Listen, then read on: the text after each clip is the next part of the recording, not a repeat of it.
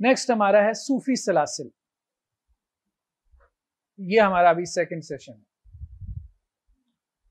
یہ سلسلے ہمارے یہاں قرون وسطیٰ میں پیدا ہوئی ہے, مڈل ایجز میں. پہلے ان سلسلوں کا ہمیں نام و نشان نہیں ملتا, تصوف کی تاریخ میں بھی نہیں ملتا. ٹھیک ہے, سندیں ان کے ہاں ملتی ہیں, وہ بھی اگر آپ سندوں پہ غور کریں تو بنائی ہوئی زیادہ ہیں. بنائی ہوئی سے مراد میں یہ لے رہا ہوں کہ ایک نے دوسرے سے استفادہ کیا, اس کی صحبت میں بیٹھا. جیسے اب آپ یہاں پہ بیٹھے ہیں تو اب آپ کہیں کہ جی میری سند جو ہے وہ حافظ زبیر صاحب سے جا رہی ہے. ٹھیک ہے, کیونکہ میری ملاقات ثابت ہے. سند علمی طور پہ اس کو نہیں کہتے. ٹھیک ہے, علم حدیث میں یا علم قرات میں جب قرآن اور حدیث جو ہے وہ ایک نسل سے دوسری نسل کو منتقل ہوتی ہے تحمل و ادا کے ذریعے سے, تلقی و تلاوت کے ذریعے سے, وہاں سند کا کوئی اور معنی ہوتا ہے. ٹھیک ہے, یہ معنی نہیں ہوتا کہ کسی کی صحبت میں بیٹھے, کسی سے استفادہ کیا, کسی سے ملاقات ہوگی تو آپ کی سند جاری ہو گئی. تو عام طور پہ وہ سندیں اس قسم کی ہیں. یہ سارے اصل میں جو سلاسل بنے ہیں مڈل ایجز کے بعد, پھر اس کے بعد باقاعدہ اس میں اہتمام ہوا ہے. مڈل ایجز کے بعد اس میں اہتمام ہوا جسے ہم قرون وسطیٰ کہتے ہیں. تو جو معروف سلسلے ہیں وہ آپ لوگوں کے علم میں ہیں. ویسے تو بہت سارے ہیں, کافی ہیں, درجنوں ہیں, لیکن معروف 4 ہوئے. سہروردیاں ہیں, نقشبندیاں ہیں, قادریاں ہیں, چشتیاں ہیں. اب اس میں بھی نقشبندیہ اور چشتیہ اور پھر اس کے بعد قادریہ, یہ زیادہ معروف ہوئے. تو صوفی سلاسل میں جو ٹولز ہمیں ملتے ہیں نفس کی اصلاح کے حوالے سے, ٹھیک ہے, تو وہ جو رستے, وہ جو ذرائع انہوں نے بتائے کہ نفس کی اصلاح اس طرح سے کی جا سکتی ہے, یہ وہ ذرائع ہیں جو ہمیں کتاب و سنت میں نہیں ملتے, لیکن ان کے یہاں بہت رائج ہیں, بہت معروف ہیں. ایون کہ تصوف کی تاریخ میں جو ابتدائی صوفیاء ہیں ان کے ہاں بھی یہ چیزیں آپ کو نہیں ملتی. یہ ساری چیزیں جو ہے وہ بعد میں جب کہ تصوف ایک ادارہ بن گیا, پہلے تو ایک سوچ تھی, ایک فکر تھی جو چلی آ رہی تھی, بعد میں یہ ادارہ بن گیا. اب تو اس کو ادارہ جاتی تصوف کیسے کہتے ہیں. بڑی بڑی گدیاں ہیں, آپ کو بھی پتہ ہے, بڑے بڑے دربار ہیں, بڑے بڑے ادارے ہیں, اربوں کی ان کی آمدنیں ہیں. ٹھیک ہے, بڑی بڑی جائیدادیں ہیں. ٹھیک ہے, سلسلے ہیں, ایک ایک پیر کے لاکھوں لاکھوں مرید ہیں. اب وہ پورا ایک ادارہ بن گیا. تو اب جس طرح سے وہ تزکیہ نفس کرتے ہیں یا اصلاح نفس کے جو طریقے وہ سجیسٹ یا تجویز کرتے ہیں, یہ ہمیں ان کی اپنی روایت میں, جو تصوف کی روایت میں بھی ہمیں پیچھے نہیں نظر آتے. جب تک سلاسل نہیں بنے تھے اس وقت ہمیں نظر نہیں آتے. کہیں کہیں کچھ تھوڑی سی جھلک پڑتی ہے, لیکن وہ بھی بہت بعد میں آ کے, اس پہ ہم گفتگو کریں گے. بہت زیادہ استعمال ہوتا ہے ان کے مراقبہ. نمبر 1 مراقبہ, میڈیٹیشن. ٹھیک ہے, مراقبہ کسے کہتے ہیں؟ مراقبے سے مراد آسان الفاظ میں کہ آپ دن میں یعنی صبح کے اوقات میں یا شام کے اوقات میں, عام طور پہ مراقبہ ان کے یہاں کیا جاتا ہے طلوع آفتاب سے پہلے یا غروب آفتاب کے بعد, یعنی رات کے شروع ہوتے وقت یا رات کے ختم ہوتے وقت. ٹھیک ہے, رات آ رہی ہے یا رات جا رہی ہے, اس کو کہا جاتا ہے یہ مراقبے کے بہترین اوقات ہیں. کیونکہ پیچھے جو سائنس ہے, جو لاجک ہے, وہ یہ کہتے ہیں کہ ایک تو ہمارے یہ حواس ہیں, یہ ظاہری حواس, ٹھیک ہے, آنکھوں سے دیکھ رہے ہیں, کانوں سے سن رہے ہیں, ٹھیک ہے, یہ دماغ سے یہ ہمارے ظاہری حواس ہیں. ایک ہمارے اندر ایک روح ہے, اس روح کے بھی حواس ہیں, اس کے بھی حواس خمسہ ہیں. ٹھیک ہے, جب ہم ان حواس کو بند کر دیتے ہیں, یعنی مراقبہ ہوتا ہے آنکھیں بند کر کے, آنکھ بند کر دیں, کان بند کر دیں, ٹھیک ہے, تو اب آپ کے یہ جو ظاہری حواس ہیں یہ معطل ہو گئے. جب یہ معطل ہو گئے تو آپ کی روح کے جو حواس ہیں نا, اب وہ بیدار ہوں گے, وہ آہستہ آہستہ کیا ہوں گے, بیدار ہونا شروع ہوں گے. جب تک یہ حواس کام کر رہے ہیں, یہ جو ظاہری ہیں, اس وقت تک وہ اندر والے کیا ہیں, سوئے ہوئے ہیں, وہ معطل پڑے. آپ ان کو معطل کریں, وہ اندر والے جاگ جائیں گے.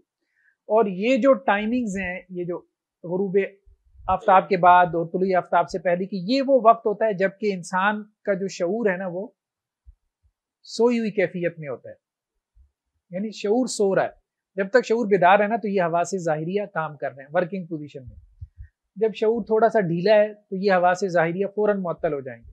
اندر کے حواس جب بیدار ہوں گے نا، آپ آنکھیں بند کریں گے، کان بند کر لیے، سارا کچھ ٹھیک ہے، تو اب آلتی پالتی مار کے بیٹھ جائیں 40-45 منٹ کے لیے. یہ مراقبہ ہے.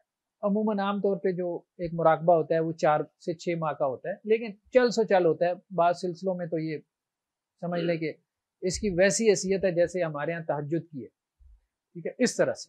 یعنی بعض بڑے بڑے ان کے شیوخ کو میں نے دیکھا ہے کہ وہ تہجد کے اوپر جو ہے وہ مراقبے کو ترجیح دیتے ہیں.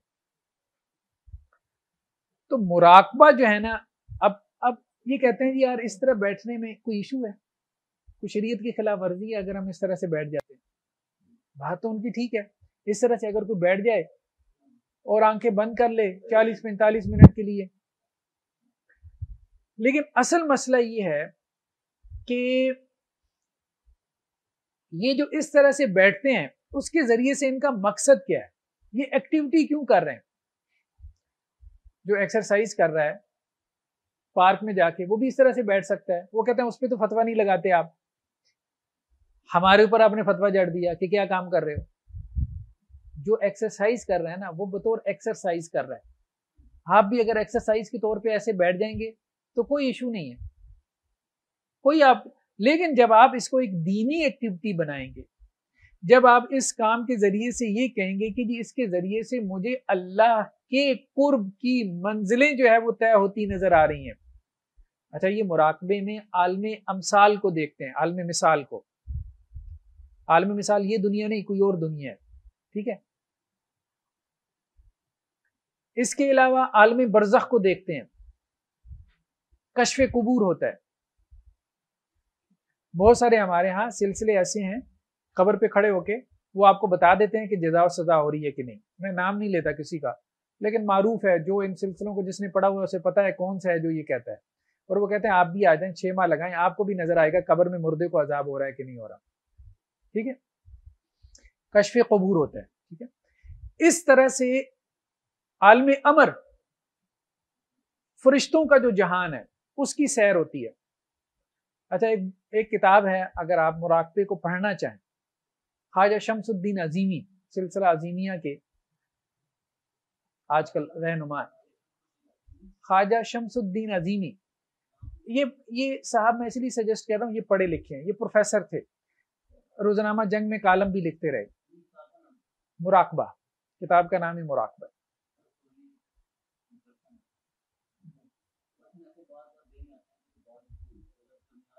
نہیں، وہ رک جائے گا، ہمارا تسلسل ٹوٹ جاتا ہے. ہاں، تسلسل ٹوٹ جاتا ہے. تو اللہ کے قدموں پہ پہنچ جاتے ہیں. ٹھیک ہے، اللہ کے قدموں کا بوسہ بھی لیتے ہیں. بعض ایسے ہیں جنت جہنم کی بھی سیر کر آتے ہیں مراقبے میں. دیکھیں بات یہ ہے، ہم یہ نہیں کہتے کہ ان کو کچھ نظر نہیں آتا. آپ آنکھیں بند کریں تو کچھ نہ کچھ تو نظر آئے گا نا. انسانی ذہن، ٹھیک ہے، جہاں جو مرضی آپ اپنے آپ کو دکھا دیں،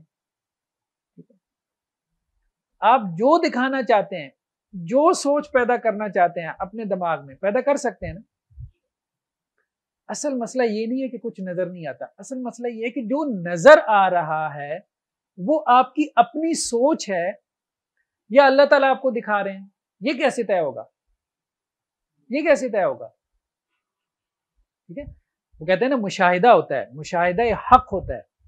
مشاہدہ حق سے مراد کیا ہے؟ اللہ تعالیٰ کو دیکھتے ہیں. اچھا، بعض صوفیاء نے اس پہ تنقید کی ہے. شیخ احمد سرہندی رحمہ اللہ، انہوں نے اس پہ تنقید کی ہے اپنے مکتوبات کے اندر. انہوں نے کہا عجیب کاروبار لگایا ہوا ہے. ایک اٹھتا ہے کہتا ہے میں نے آدھی رات اللہ سے کلام کیا، دوسرا کہتا ہے میں 1/3 رات تک کلام کرتا رہا. عجیب تماشا ہے یار. حضرت موسیٰ علیہ السلام کو کبھی کبھار سعادت حاصل ہوتی تھی، اللہ کے رسول صلی اللہ علیہ وسلم کو معراج پہ یہ سعادت حاصل ہوئی، انہیں ہر دوسری رات میں حاصل ہو رہی ہے. آدھی آدھی رات اللہ سے ہم کلامی میں گزار دیتے ہیں. تو مراقبہ بیسیکلی، جب مراقبہ آپ اس لیے کرتے ہیں کہ اس کے ذریعے سے آپ اللہ کے قریب ہوں گے، تقرب اللہ کی منازل طے کریں گے. پھر آپ نے اس کو ایک ایکسرسائز، ایک مشق نہیں رہنے دیا، پھر آپ نے اس کو کیا بنا لیا؟ عبادت بنا لیا. اور عبادت کے لیے ضروری ہے کہ پیچھے کوئی نس ہونی چاہیے، پیچھے کوئی سری نس ہونی. ایکسرسائز کے طور پہ کریں، ٹھیک ہے، ایکسرسائز کے طور پر کوئی حرج نہیں ہے. الٹے لٹک جائیں، کوئی آپ کو منع نہیں کرے گا. درخت کے ساتھ الٹے لٹک کے ایکسرسائز کر رہے ہیں، کوئی منع کرے گا؟ نہیں منع کرے گا نا. تو اس طرح بیٹھنے سے بھی کوئی نہیں منع کرے گا. لیکن جب آپ اس کو ایک دینی شاعر کے طور پہ پیش کریں گے، پھر لوگ کہیں گے کہ نہیں اب آپ غلط کام کر رہے ہیں، یہ ٹھیک نہیں، یہ ٹھیک نہیں. تو مراقبہ اس وقت اکثر و بیشتر کیا تمام جو ان کے سلسلے ہیں ان میں آپ کو نظر آتا ہے، ٹھیک ہے، کہ آلتی پالتی مار کے بیٹھنا ایک خاص وقت کے اندر اور اپنے حواس کو معطل کر دینا. چلیں اگر کوئی اس حد تک بھی کرتا ہے نا، یار مجھے مشق ہو جائے کنسنٹریشن کی، توجہ کی، مثال کے طور پہ کوئی بندہ اس لیے کرتا ہے، وہ کہتا ہے میری توجہ نہیں رہتی، سوچوں پہ مجھے کنٹرول نہیں ہے. تو کسی نے مجھے بتایا کہ اگر میں اس طرح نا آدھا گھنٹہ صبح بیٹھ جاؤں، آدھا گھنٹہ شام بیٹھ جاؤں ریلیکس ہو کے، اور اپنی سوچ کو کنٹرول کرنے کے لیے آنکھیں بند کر کے کنٹرول کروں کہ میں نے کوئی سوچ نہیں آنے دینی، تاکہ مجھے مشق ہو جائے اپنی سوچ کو کنٹرول کرنے کی کہ یہ میں نے سوچنا ہے، یہ نہیں سوچنا، وہ بات پھر سمجھ میں آتی ہے. لیکن یہ ہے کہ یہ کیا آپ اس حالت میں بیٹھ گئے اور اب آپ نے کہا کہ مجھے مشاہدہ حق ہونا شروع ہو گیا، مجھے اللہ کا مشاہدہ ہونا شروع ہو گیا، میں تو عالم برزخ سے ہو آیا ہوں، مجھے تو یہ بات سمجھ میں آنا شروع ہو گئی ہے کہ فلاں کو قبر میں عذاب ہو رہا ہے، فلاں میں تو جنت جہنم کو دیکھتا ہوں، میں تو مرے ہوں سے ملتا ہوں، ٹھیک ہے، ان کی ارواح سے میری ملاقاتیں ہوتی ہیں، میں تو آسمانوں کی سیر کر آتا ہوں، میری روح نکل جاتی ہے، ٹھیک ہے، روح میرے وجود سے نکل جاتی ہے، اور مراقبے کی حالت میں آسمانوں کی سیر کر کے، یار یہ نہیں، یہ بات سمجھ سے بالا تر ہے. یہ پھر آپ نے اس کو عبادت بنایا ہوا، پھر آپ یہ کام مت کریں، پھر آپ یہ ایکسرسائز والی ہمیں مثالیں نہ دیں. یہ جب آپ کر رہے ہیں اس کو تقرب اللہ کی طور پہ، تو پھر آپ اس کو ایک عبادت بنا کے کر رہے ہیں، اور یہ دین میں بہت بڑی پھر بدعت ہے، یہ دین کے اندر ایک بہت بڑا اضافہ ہے. تقرب اللہ کے طریقے جتنے ہیں وہ ہمارے دین نے طے کر دیے، بتا دیا نا تقرب اللہ کیسے طے ہوگا، کیسے ہوگا. اللہ کے رسول نے کہا کہ انسان سب سے زیادہ اللہ کے قریب کب ہوتا ہے؟ جب وہ سجدے کی حالت. تقرب اللہ تو نماز سے ہوگا، تقرب اللہ تو قرآن کی تلاوت سے ہوگا، تقرب اللہ تو ذکر اذکار سے ہوگا، تقرب اللہ تو اللہ کے راستے میں جہاد سے ہوگا، تقرب اللہ تو روزہ رکھنے سے ہوگا، تقرب اللہ جو ہے وہ صدقہ کرنے سے ہوگا. دین نے تو بتا دیے تقرب اللہ کے راستے کیا ہیں، اللہ کے قریب ہونا چاہتے ہو یہ راستے ہیں. یہ تو کوئی راستہ جو ہے وہ ہمارے دین نے نہیں بتایا کہ مراقبے کے ذریعے سے. اور پھر مثالیں کہاں سے؟ غار حرا. پہلی بات تو یہ کہ غار حرا جو ہے اس میں اللہ کے رسول صلی اللہ علیہ وسلم کب تک گئے؟ جب تک نبوت نہیں ملی تھی. نبوت کے بعد کبھی اللہ کے رسول صلی اللہ علیہ وسلم غار حرا میں نہیں گئے، پھر بازاروں میں گئے، لوگوں کو دین کی تبلیغ کی، پھر میدان جہاد میں گئے، پھر غار حرا میں اللہ کے رسول نہیں گئے. غار حرا تو نبوت ملنے سے پہلے کا واقعہ، اس کو تو آپ دلیل ہی نہیں بنا سکتے. دلیل بنائیں آپ نبوت کے بعد کے واقعے کو کہ نبوت کے بعد کیا ہوا ہے. اللہ کے رسول صلی اللہ علیہ وسلم غار حرا گئے؟ نہیں گئے.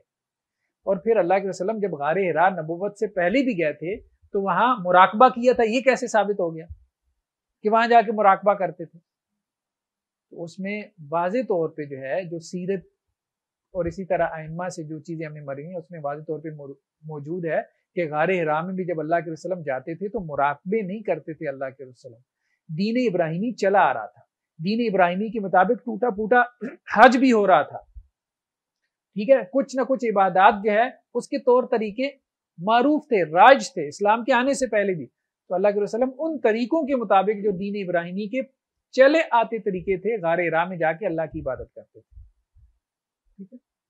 تو مراقبہ جو ہے نا یہ ہمارے دین میں، اور پھر اگر یہ دین میں ثابت ہوتا تو صحابہ کرام مراقبے کرتے صبح شام. حدیثوں میں ہمیں مراقبہ کا تذکرہ ملتا کہ مراقبہ کیا کرو، ٹھیک ہے. تو یہ اس طرح سے دین میں ثابت نہیں ہے. مطلب مراقبہ اگر کوئی، وہی ہم نے کہا نا کہ اگر کوئی ایکسرسائز کے طور پہ کر لے تو اس میں کوئی حرج نہیں. نیکسٹ کیا ہے؟ تصور شیخ. اب تصور شیخ جو ہے نا ایک کیا کہنا چاہیے، بہت ہی عجیب و غریب قسم کا ایک تصور ہے، کانسیپٹ ہے. بعض سلاسل کے اندر اگرچہ بعض صوفیاء نے اس کا انکار کیا تصور شیخ کا، یہ بدعت ہے، بعض صوفیاء نے تو اس پہ بہت زیادہ اصرار کیا. ایون کہ شیخ احمد سرہندی رحمہ اللہ جیسے مطلب جنہوں نے بہت ساری چیزوں کی اصلاح کی، بہت ساری چیزوں کی اصلاح کی، اس کے باوجود جب تصور شیخ کی باری آئی تو یہاں پہ وہ بھی بہک گئے. تصور شیخ کیا ہے کہ آپ اپنے شیخ کا مراقبہ کریں، شیخ کو تصور کر کے اس کو امیجن کریں، آپ کو اس سے روحانی فیض حاصل ہوگا. ایون کہ ایک مرید نے شیخ احمد سرہندی رحمۃ اللہ علیہ کو لکھا کہ اب تو نماز میں بھی شیخ ہی نظر آتا ہے، پوری نماز میں شیخ نظر آتا ہے، سجدے میں بھی ہوتا ہوں تو شیخ ہی ذہن میں ہوتا ہے.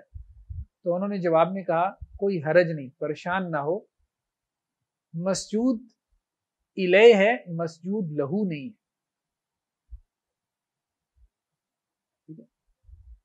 یعنی تم اس کو سجدہ نہیں کر رہے، جب مسجود لہو بن جائے گا تو پھر پریشانی کی بات ہے، ابھی تک وہ مسجود الیہ ہے.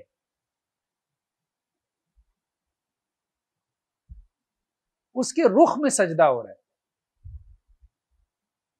سجدے میں تمہارا رخ اس کی طرف ہے، سجدہ اس کو نہیں، سجدہ تمہارا اپنے رب کو ہی ہے. بہرحال یہ تصوف کی خرافات میں سے. اللہ کے رسول صلی اللہ علیہ وسلم نے کبھی صحابہ کو نہیں کہا کہ نماز میں جو ہے وہ میرا تصور کیا کرو.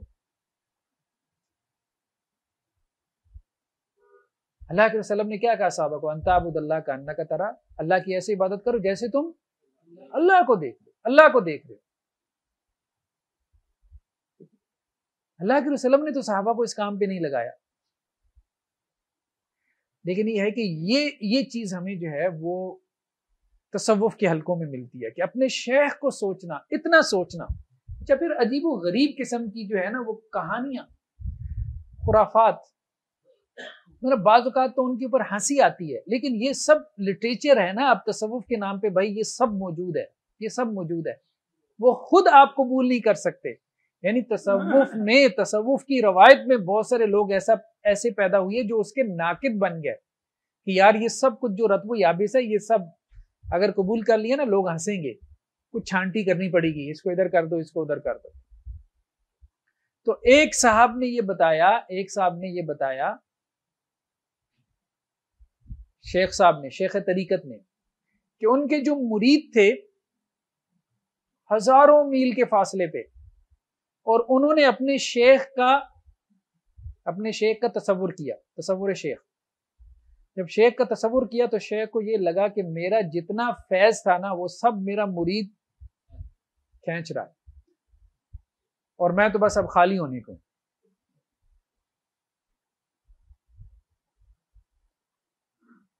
تو یہ صورتحال ہے. ایسی ایسی چیزیں آپ کو کتابوں میں لکھی ہوئی ملتی ہیں کہ انسان ان کو پڑھ کے مطلب پریشان کیا ہو، انسان کو ہنسی آ جاتی.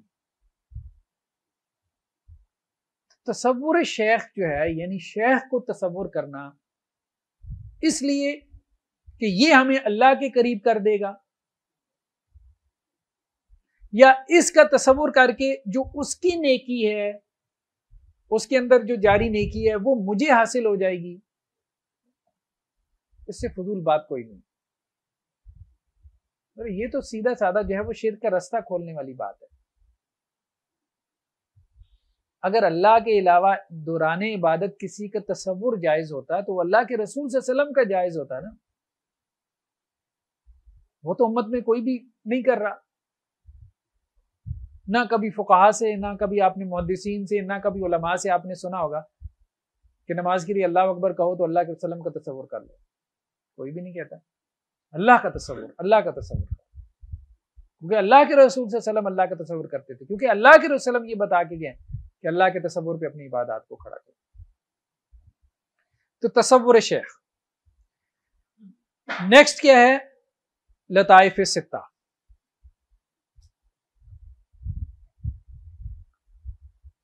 صوفیاء میں ایک اور کانسیپٹ آپ کو ملے گا لطائف کا.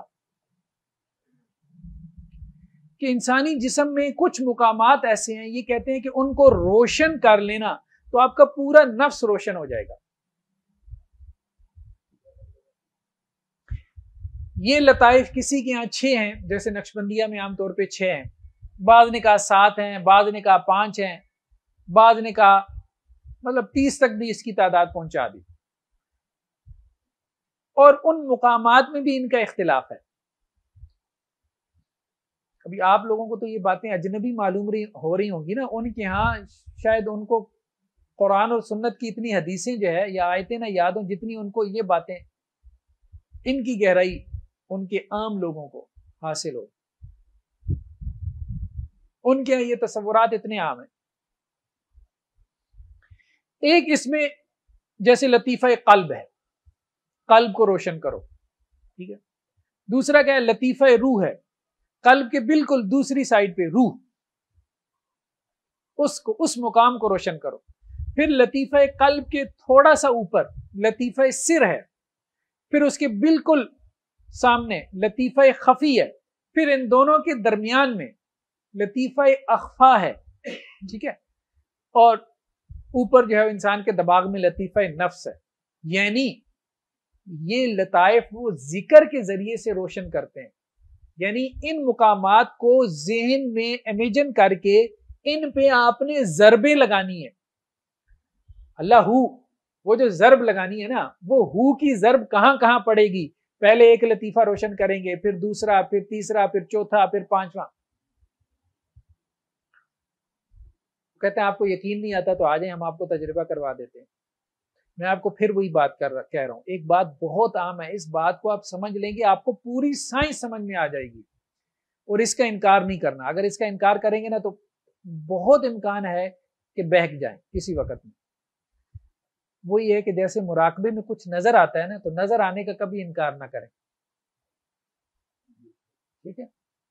کچھ روشن ہو جاتا ہے، بھئی ہمیں اس سے کوئی سروکار نہیں، ہو جاتا ہوگا، میں بھی آؤں گا میرا بھی ہو جائے گا. بات یہ ہے کہ جو روشن ہوا ہے وہ ہے کیا. وہ جو کیفیت تمہیں حاصل ہوئی ہے، مان لیا کہ حاصل ہو گئی. آپ کہہ رہے ہو نا کہ آپ آ جاؤ 6 مہینے ہمارے ساتھ لگا لو، آپ کو بھی حاصل ہو جائے گی. مان لیا کہ ہو گئی. اب یہ کیا وہی کیفیت ہے جو قرآن نے کہا ہے کہ جب ان پہ آیات پڑھی جاتی ہیں تو ان کا ایمان بڑھ جاتا ہے؟ قرآن نے بھی کچھ کیفیات بیان کی ہیں نا، ایمانی کیفیات. اللہ کے رسول صلی اللہ علیہ وسلم نے کچھ کیفیات کا تذکرہ کیا ایمان کی، کہ جس کے اندر یہ خصلت ہوگی تو وہ ایمان کی حلاوت چکھ لے گا، ٹھیک ہے. تو اب وہ جو چکھ لینا وہ کیفیت ہے نا، تو وہ کیفیات تو کتاب و سنت میں آ گئیں، اس کے اوپر اللہ کے رسول صلی اللہ علیہ وسلم کی مہر لگی ہوئی، اس کے بدلے میں یہ درجہ ملے گا. یہ جو کیفیات ہیں، کیا یہ وہ کیفیات ہیں جن کے اوپر کوئی اجر و ثواب ہوگا؟ کیا یہ وہ کیفیات ہیں جو مطلوب ہیں؟ کیا یہ وہ کیفیات ہیں جن کا ہمارے دین نے مطالبہ کیا؟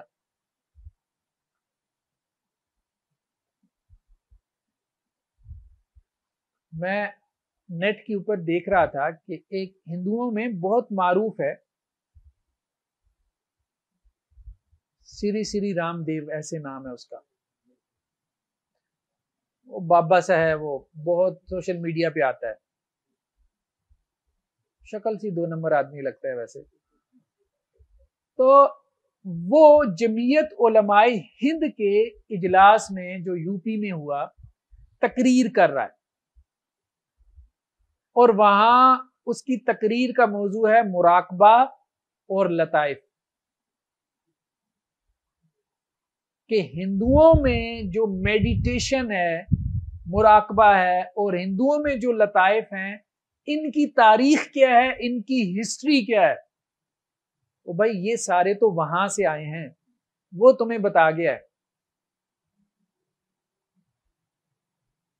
اور وہ خوش ہو رہے ہیں کہ یہ تو ہندو بھی مان رہے ہیں. اچھا، وہ خوش ہو رہے ہیں کہ یہ ہماری باتیں اتنی سچی ہیں کہ یہ تو ہندو بھی مان رہے ہیں کہ مراقبے کے یہ فوائد ہیں، لطائف کے یہ فوائد ہیں، لطائف اس طرح سے روشن ہو سکتے ہیں.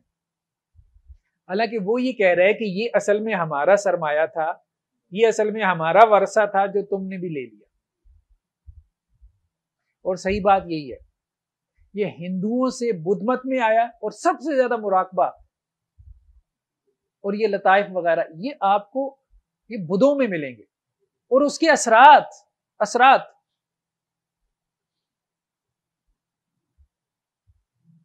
تو وہ آپ ایک بدھ مت کے پیروکار کو آپ دیکھیں، فالوور کو دیکھیں، وہ دریا کے اندر بہتی ندی میں اپنا وہ کھانے والا برتن، وہ جنگلوں میں ایسے رہتے ہیں،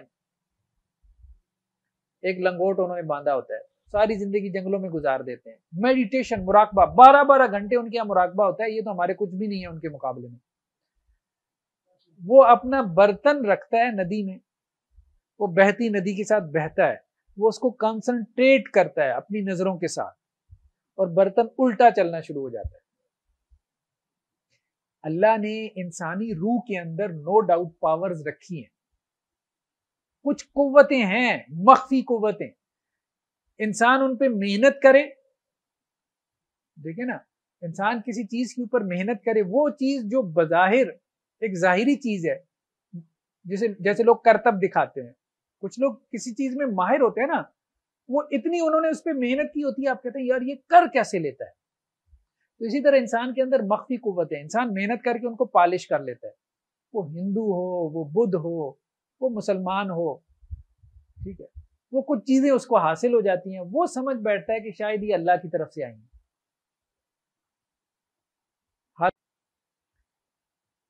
اب اگر آپ یہ کہیں کہ جی جیسے ہمارے ہاں کچھ اہل حدیث علماء نے اس کو صحیح رخ دینے کی کوشش کی ہے، شیخ نذیر حسین دہلوی، جب انہوں نے دیکھا بھائی تصوف بہت زیادہ پھیلا ہوا ہے، تو انہوں نے کہا اگر ہم اس کا انکار کریں گے تو لوگ نا بدک جائیں گے، بات سنیں گے نہیں۔ تو انہوں نے کہا بھائی لطائف ستہ تو ہیں، لیکن یہ اصل میں کیا ہیں؟ 5 نمازیں ہیں، بس 5 نمازوں پہ محنت کرو تو تمہارے لطائف روشن ہو جائیں گے، یعنی 5 نمازیں صحیح طرح سے پڑھو، اللہ تمہارے اندر سارا روشن کر دے گا۔ اور چھٹا جو لطیفہ ہے سلطان الاذکار، جس کو وہ یہ کہتے ہیں، یہ لطیفہ نفس، تو انہوں نے کہا یہ اصل میں قرآن ہے، تو قرآن کے ساتھ تعلق قائم کر لو، یہ بھی روشن ہو جائے گا، تو بس نماز اور قرآن۔ اصل میں باتیں تو یہی تھی، لیکن انہوں نے اس کو کیا کیا؟ سائنس بنا دیا تصوف والوں نے۔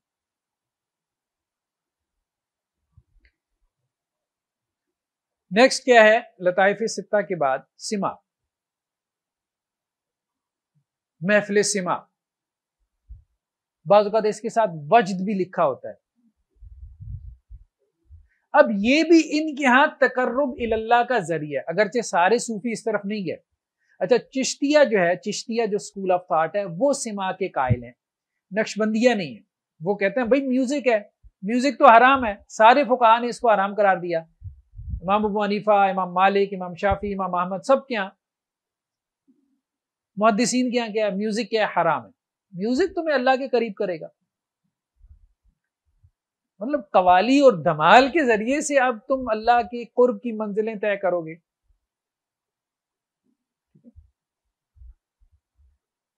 وہ ایک پان نکالتے ہیں، دوسرا پان ڈالتے ہیں، ایک پان نکالتے ہیں، دوسرا پان، وہ بھی تمباکو والا،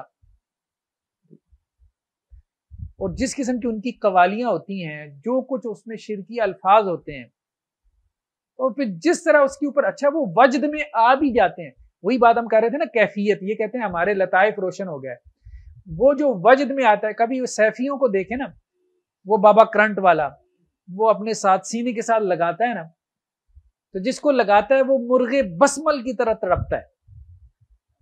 اچھا ہو سکتا ہے یہ جھوٹ ہو، لیکن یہ بھی امکان ہے کہ یہ سچ ہو، اس کے اوپر ایسی کیفیت طاری ہو جاتی ہو۔ تو دیکھیں بات یہ، اس پہ امام ابن تیمیہ نے ایک کتاب لکھی ہے، وہ بہت اہم کتاب ہے، انہوں نے کہا کچھ کیفیات ایسی ہیں جو رحمان کے اولیاء پہ طاری ہوتی ہیں، الفرقان بین اولیاء الرحمن و اولیاء الشیطان، کچھ کیفیات رحمان کی طرف سے ہیں اور رحمان کے بندوں پہ طاری ہوتی ہیں، وہ تو کتاب و سنت نے ہمیں بتا دی، اور کچھ کیفیات شیطان کی طرف سے ہوتی ہیں اور شیطان کے بندوں پہ طاری ہوتی ہیں۔ تو دونوں میں فرق، یہ فرق جاننا بہت ضروری ہے۔ کیفیت تو بھائی کچھ بھی نہیں ہے، کیفیت تو کچھ بھی نہیں ہے، کیفیت کا انالیسس کرنا پڑے گا، تجزیہ کرنا پڑے گا کہ یہ کیفیت وہ ہے جو صحابہ پہ طاری ہوئی. سب سے پہلی بات تو یہ ہے اگر صحابہ پہ طاری ہوئی تھی تو جسٹیفائڈ ہے. اگر یہ کیفیت کسی صحابی پہ طاری نہیں ہوئی، آج تمہارے اوپر طاری ہو رہی ہے، ہم نہیں مانتے. یہ رحمان کی طرف سے آنے والی کیفیت نہیں ہے. رحمان کی طرف سے آنے والی جتنی کیفیات تھی وہ سب صحابہ پہ طاری ہوئی. اس کی مثالیں ہمیں صحابہ سے مل جائیں گی. کوئی صحابی اللہ کے وسلم سے گلے ملنے کے بعد مرغ بسمل کی طرح نہیں تڑپتا تھا.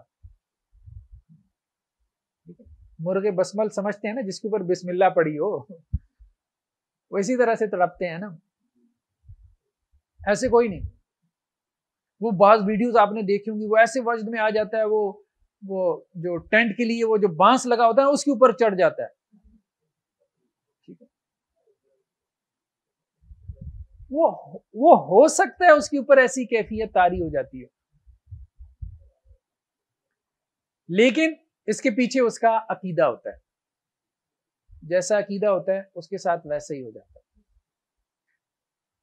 ہمارے ایک کولیگ تھے کامسل یونیورسٹی کے، کمپیوٹر سائنس کے، کہتے ہیں وہ ان کے پاس چلے گئے، ان کے مرکز میں، یہ جو سیفی ہیں، یہ چیک کرنے کے لیے کہ ہوتا کیا ہے. کہتے ہیں ان کے شیخ صاحب، میں ان سے ملا، وہ وہاں پہ آئے ہوئے تھے، وہ لگے رہے میرے ساتھ بڑا، لیکن مجھے کچھ ہو ہی نہیں رہا تھا.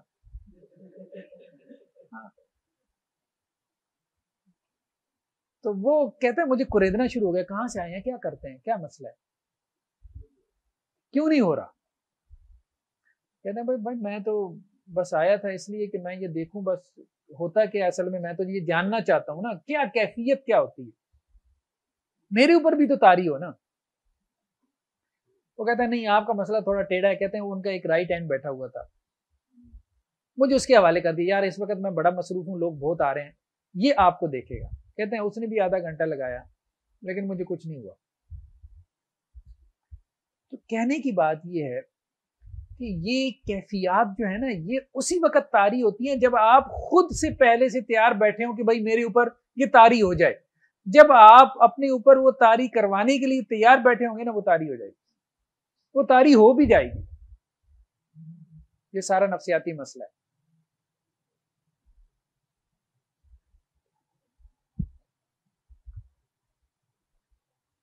مولانا عبد الرحمن مدنی صاحب، انہوں نے ہمیں ایک واقعہ سنایا. وہ یہ کہتے ہیں کہ میں مدینہ میں تھا، اہل حدیث کے بعض علماء کا ذرا تشوف کے ساتھ شغل رہا. اہل حدیث کے ایک بڑے عالم دین جن کا تصوف کے ساتھ شغل تھا، تو ان کے ساتھ میری بحث ہو گئی قلب جاری ہونے پہ، کہ قلب، اچھا میں نے خود دیکھا ہے قلب جاری ہو جاتا ہے. میں نہیں مانتا تھا، تو وہ مجھے ایک دوست کہتا ہے آؤ آ کے دکھائیں. تو اس کو میں نے دیکھا نا، ایسے سینہ ایسے دھڑکتا ہے، ایسے نظر آتا ہے. بات یہ ہے کہ اگر آپ اس پہ جائیں گے نا کچھ نہیں ہوتا، تو ہوتا ہے ہم نے کہا، لیکن جو ہو رہا ہے وہ ہے کیا، اس کو سمجھنے کی ضرورت ہے، اس کو سمجھنے کی ضرورت ہے. وہ کہیں گے نا خواب میں بابا جی آئیں گے، بابا جی آئیں گے خواب میں، لیکن جو آیا ہے بابا وہ شیطان ہے یا فرشتہ ہے، یہ کیسے طے ہوگا؟ اصل بات یہ. تو مولانا عبد الرحمن مدنی صاحب کہتے ہیں کہ میں نے کہا کہ انکار کیا کہ قلب جاری نہیں ہوتا. انہوں نے کہا میں آپ کا ابھی جاری کر دیتا ہوں. تو میں نے کہا ٹھیک ہے، اگر آپ جاری کر دیں تو میں مان لوں گا. تو کہتے ہیں وہ جو ہمارے بزرگ عالم دین تھے، انہوں نے میری طرف توجہ کی، جو بھی ان کا ایک انداز ہوتا تھا، اور آدھا گھنٹہ لگ گیا اور وہ پسینوں پسینے ہو گئے، لیکن میرا قلب جاری نہیں ہوا. بعد میں مجھے کہتے ہیں کہ یار تم پہلے آدمی ہو میری زندگی میں جس کے ساتھ یہ معاملہ ہوا. مولانا عبد الرحمن مدنی صاحب کہتے ہیں کہ اصل میں وہ ہمارے تھے بزرگ عالم دین، تو میں ان کے احترام کی وجہ سے خاموش رہا. لکھوی خاندان سے ان کا تعلق تھا. لیکن ایک بات میں نے انہیں نہیں بتائی، آپ لوگوں کو بتا دیتا ہوں، وہ یہ کہ وہ آدھا گھنٹہ میں دل میں آیت الکرسی پڑھتا رہا. میرے ذہن میں اللہ نے یہ بات ڈال دی کہ اگر یہ کیفیت رحمان کی طرف سے ہوگی تو آیت الکرسی اس میں رکاوٹ نہیں بنے گی. تو کہتے ہیں میں نے ان سے ان کے مقام اور مرتبے کی وجہ سے انہیں یہ بات نہیں بیان کی. تو کہنے کا مقصد یہ ہے کہ یہ جو کیفیات ہیں، کیفیات طاری ہو جاتی ہیں، اہل حدیث پہ بھی طاری ہو جائیں گی اگر وہ اس کا عقیدہ رکھے گا کہ مجھ پہ طاری ہو جائے، اور اگر وہ عقیدہ نہیں رکھے گا تو نہیں طاری ہوں گی. لیکن جو کتاب و سنت کی کیفیت ہے، جو رحمان کی طرف سے ہے، اس کا تعلق آپ سے نہیں ہے بھائی. قرآن پڑھنے سے رونا آئے گا، کیفیت طاری رونا آئے گا. ٹھیک ہے، اب آپ کہیں میں آیت الکرسی پڑھوں مجھے رونا نہ آئے وہ کیفیت جو رحمانی ہے وہ طاری ہو کے رہے گی جتنا آپ آیت الکرسی پڑھ لیں، بلکہ آیت الکرسی پڑھنے سے شاید اور طاری ہو جائے. تو محفل سما کو بھی، رقص و سرود کی مجلسوں کو بھی، قوالی اور دھمال کو بھی، اب آپ درباروں پہ چلے جائیں، خاص طور پہ جو ہے وہ بھنگ باقاعدہ جو ہے، حشیش، یہ ساری چیزیں اس لیے پی جاتی ہیں کہ آپ اس سے کسی اور سٹیٹ آف مائنڈ میں پہنچ جاتے ہیں. بلکہ وہ کہتے ہیں ہم پرواز کرنا شروع کر دیتے ہیں، مطلب پرواز کرتے ہیں، خیر ٹھیک ہے. لیکن یہ آپ کو دنیا کے مختلف علاقوں میں یہ چیز آپ کو نظر آتی ہے کہ اس کو انہوں نے تقرب اللہ کا ذریعہ سمجھ لیا. نیکسٹ کیا ہے؟ ذکر جہری. ذکر نو ڈاؤٹ اللہ کا ایک حکم ہے، ہم آگے چلیں گے. تزکیہ نفس کے ذرائع میں سے جو کتاب و سنت نے بتایا ان میں سے ایک بڑا ذریعہ ذکر ہے. لیکن یہاں ہم اس باجماعت ذکر کا ذکر کر رہے ہیں کہ جس سے انہوں نے پورے محلے کی جو نیندیں ہیں حرام کی ہوتی ہیں، اور وہ ذکر بھی مسنون نہیں ہوتا. اللہ کے رسول صلی اللہ علیہ وسلم سے جو اذکار معصور ہیں، اگر ہم ان کو چھوڑ کے اس ذکر کی طرف جائیں گے، اللہ، اب یہ ایسا ذکر ہے جو ہمیں اللہ کے رسول صلی اللہ علیہ وسلم سے نہیں ملتا. یعنی اللہ کے رسول صلی اللہ علیہ وسلم نے جس طرح سے اللہ کا تقرب حاصل کیا، یا صحابہ کرام نے جس طرح سے اللہ کا تقرب حاصل کیا، اس طرح سے ہم جلدی اللہ کا تقرب حاصل کر سکتے ہیں یا اپنے بنائے ہوئے طریقوں سے جلدی حاصل کر سکتے ہیں؟ انسان اسی پہ غور کر لے. تو صحابہ کرام نے جس ذکر کے ذریعے اللہ کا تقرب حاصل کیا، اللہ کے رسول نے جس ذکر کے ذریعے اللہ کا تقرب حاصل کیا، اسی طرح سے ہم حاصل کر سکتے ہیں. اللہ کے رسول کا تو معاملہ یہ ہے کہ اللہ کے رسول ایک سفر میں، تو لوگوں نے اونچی آواز سے، ذرا اونچی آواز سے ذکر کیا، تو اللہ کے رسول نے کہا کہ تمہارا خدا بہرا نہیں ہے.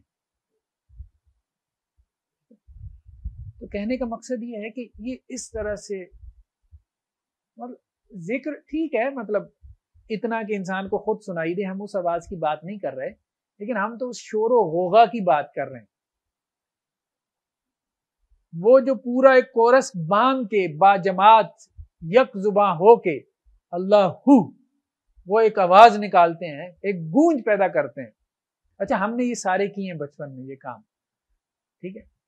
وہ لائٹیں بند کرتے ہیں، لائٹیں بند کرواتے ہیں، سر بھی مرواتے ہیں، وہ بھی ہم مارتے تھے، وہ اس لیے کہ بعد میں مٹھائی ملتی تھی، اس وقت ہم چھوٹے ہوتے تھے، وہ مٹھائی کے لالچ میں چلے جاتے.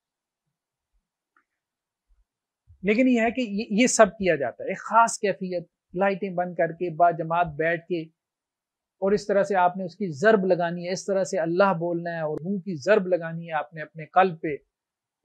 یہ ساری چیزیں مل ملا کے جب ایک چیز ہمارے سامنے آتی ہے تو وہ کیا ہے؟ سوائے خرافات کے اور کچھ بھی نہیں. یہ تو ذکر نہیں، یہ تو ذکر نہیں جس ذکر کا ہمیں کتاب و سنت میں تذکرہ ملتا ہے. تو ذکر جہری، اچھا کچھ سلسلے ایسے ہیں جنہوں نے ذکر جہری کو بدعت قرار دیا، یا انہوں نے کہا کہ جی یہ ٹھیک نہیں ہے، جیسے نقشبندیہ. اچھا سلاسل میں بھی سارے ایک جیسے نہیں ہیں، نقشبندیہ ان میں سے بہتر ہے، نقشبندیہ ان میں سے بھی بہتر ہے، لیکن قادریہ وغیرہ تو وہ تو وہی بات ہے کہ آپ کہیں گے کہ جی ات چکی ہوئی ہے۔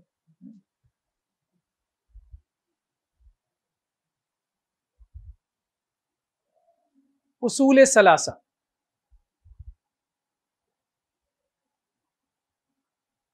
آذان کا تھوڑا سا نیکسٹ اصول جو ہمیں صوفیاء کے ہاں ملتا ہے، متاخرین صوفیاء کے ہاں، ہم نے کہا متقدمین صوفیاء کے ہاں ایسی چیزیں ہمیں نہیں ملتی۔ ایک چیز جس کو امام غزالی نے بہت ہائی لائٹ کیا کہ تزکیہ نفس کے لیے، اصلاح نفس کے لیے یہ بہت ضروری ہے، قلت طعام، قلت منام، قلت کلام۔ سمجھ رہے ہیں بات؟ تھوڑا کھاؤ، تھوڑا سو، تھوڑی گفتگو کرو۔ ہمیں اس کو بھی شریعت کی نظر میں دیکھنا ہے، کیا ہمارے شریعت کی یہ تعلیمات ہیں؟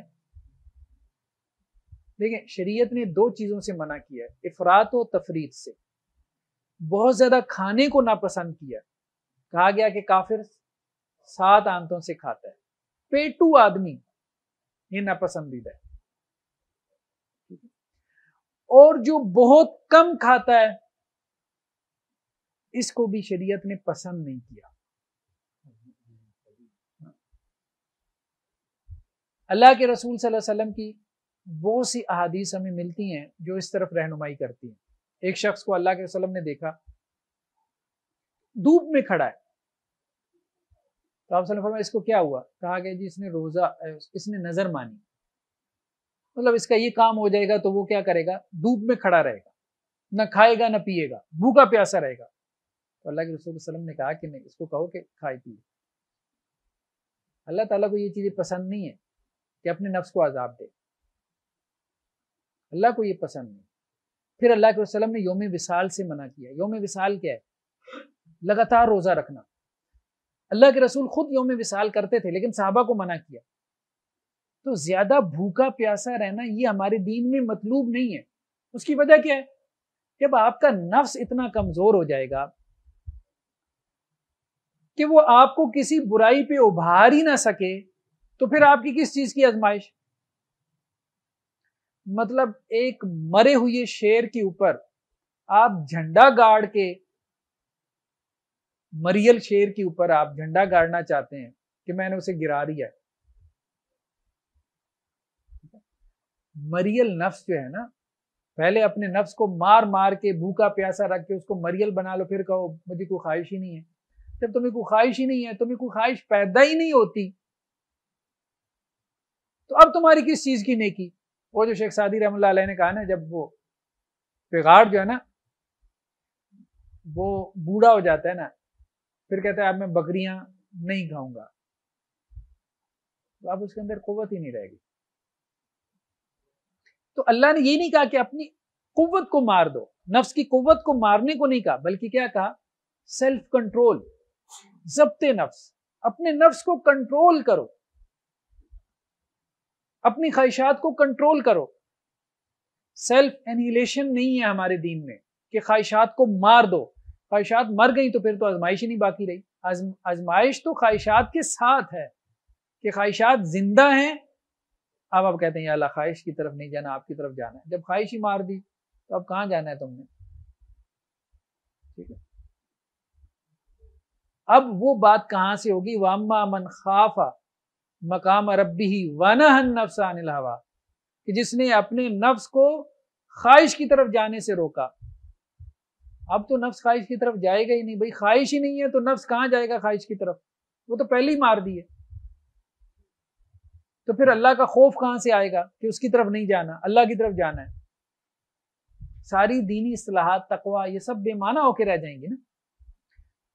تو قلت طعام نہیں، آپ کہیں کہ معتدل کھانا، یہ ہمارے دین کا اصول ہے، نہ زیادہ کھانا نہ کم کھانا۔ قلت منام یہ بھی نہیں، معتدل سونا، بہت زیادہ سونا اس کو بھی دین نے نہیں پسند کیا، اور اتنا کم سونا کہ جی آپ کی نیند کی ضرورت ہی پوری نہ ہو، اس کو بھی دین نے پسند نہیں کیا۔ بلکہ اللہ کے رسول صلی اللہ علیہ وسلم نے کہا کہ جو رات کو تہجد کے لیے اٹھے اور اس پہ نیند غالب ہو اور اسے یہ نہ معلوم ہو کہ وہ نماز میں کیا پڑھ رہا ہے تو اسے کیا چاہیے؟ پہلے سو جائے. یہ واضح ہدایت موجود ہے، پہلے سو جائے، تہجد نہ پڑھے، سو جائے، اپنی نیند پوری کرے. تو اللہ تعالیٰ کو یہ مطلوب نہیں ہے. اللہ کے رسول نے ایک مرتبہ مسجد میں داخل ہوئی ہے، آپ نے رسی باندھی ہوئی دیکھی، چھت کے ساتھ لٹک رہی ہے. تو اللہ کے رسول نے پوچھا یہ کیا ہے؟ تو کہا گیا کہ وہ فلاں صحابیاں ہیں، وہ رات کو مسجد میں تہجد کی نماز پڑھتی ہیں، تو ان پہ نیند طاری ہوتی ہے تو اپنے آپ کو وہ رسی کے ساتھ باندھ لیتی ہیں، میں گر نہ جاؤں. اللہ کے رسول نے اس کو ناپسند فرمایا. تو معتدل نیند. اسی طرح قلت کلام، کم گفتگو کریں، یہ ہمارے دین کا اصول نہیں ہے. ہمارے دین کا اصول کیا ہے کہ خیر کی بات کرنی ہے تو زیادہ گفتگو کرو، پھر بے شک ٹاکٹیو ہو جاؤ، باتونی ہو جاؤ اگر اچھی بات کرنی ہے. ہاں اگر بری بات کرنی ہے پھر تمہارے لیے خاموشی بڑی. اصل بات یہ ہے کہ بات کرنی کیا ہے آپ نے. تو یہ 3 اصول جو امام غزالی نے احیاء علوم الدین میں بیان کیے، تو ان کو بھی شریعت کی نظر میں دیکھنا چاہیے کہ یہ 3 اصول بھی بیسیکلی جو ہے وہ تزکیہ نفس کے اسلامی اصول نہیں ہیں، اصلاح نفس کے اسلامی اصول نہیں.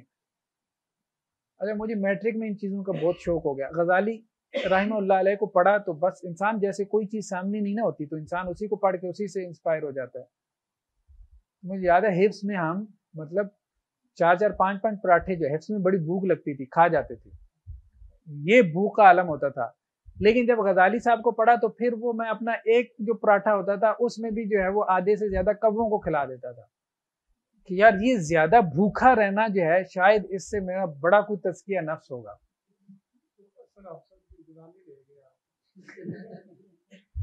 پھر یہاں تک کہ یہ میں میٹرک کی باتیں کر رہا ہوں. میٹرک میں انسان کی کیا ایج ہوتی ہے، یا اس کے بعد ایف ایس سی میں،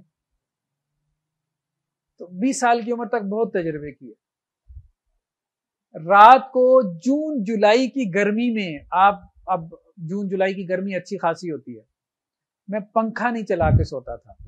اس لیے نہیں سوتا تھا کہ یار رات میری تہجد رہ جائے گی، مچھر کاٹیں تاکہ تہجد کے وقت میں بیدار رہوں. تو کہنے کا مقصد یہ ہے کہ یہ سارے تجربات ہم نے کیے.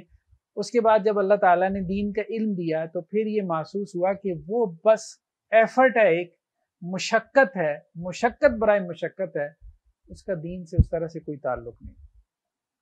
اور ہو سکتا ہے اس طرح سے آپ کو کچھ کیفیات بھی حاصل ہو جائیں، لیکن ہمیں ان کیفیات سے کچھ لینا دینا نہیں ہے. کیفیات وہی معتبر ہیں کہ جب آپ کتاب و سنت کے مطابق عمل کریں اور اس کے نتیجے میں آپ کو کیفیات حاصل ہوں. تو ابھی ہم تھوڑا سا ہمارا یہ سیشن رہتا ہے تو انشاءاللہ سے اس کو ہم نیکسٹ کنٹینیو کریں گے نماز کے بعد، ٹھیک ہے؟ تو اس وقت تک کے لیے